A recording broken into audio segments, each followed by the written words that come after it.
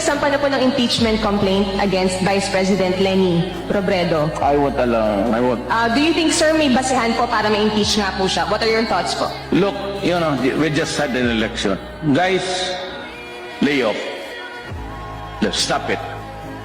Can do other things, but do not tinker with the structure of government. I will not countenance it. Elected yung tao. So, why do you have to sit just because he keeps on harping on me? Yeah, this is democracy. It's freedom of speech. Kakatapos lang ng eleksyon, hagin mo, Israel, bayan. I've always been very vocal about certain issues I do not agree with. Halimbawa, extrajudicial killings, libingan ng mga bayani ni Presidente Marcos, yung presentation ng alleged na sex video, yung bringing back a death penalty, lowering of the age of criminal liability. I've always been very vocal about it. I've been very public with my statements. Pero if there's one thing naman na I'm grateful for, it appears that the President has not taken it against me. And he assured me. Sabi niya naman, ang mahalaga naman, nagkakaintindihan tayo sa mga gusto nating gawin.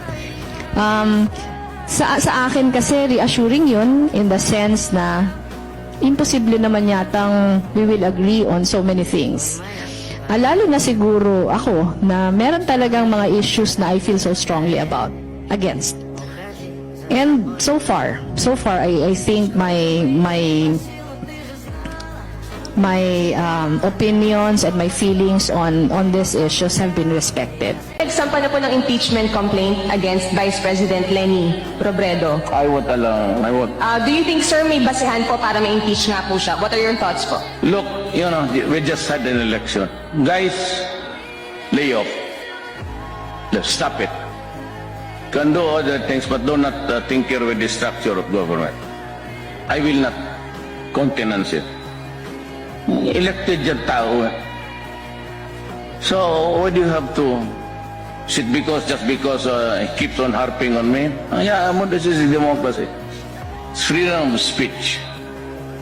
Kakatapos lang ng eleksyon, hagin mo, Israel, bayan. I've always been very vocal about certain issues I do not agree with. Halimbawa, extrajudicial killings, libingan ng mga bayani ni Presidente Marcos, yung presentation ng alleged na sex video, yung bringing back a death penalty, lowering of the age of criminal liability. I've always been very vocal about it. I've been very public with my statements. Pero if there's one thing naman na I'm grateful for, it appears that the President has not taken it against me. And he assured me. Sabi niya naman, ang mahalaga naman, nagkakaintindihan tayo sa mga gusto nating gawin.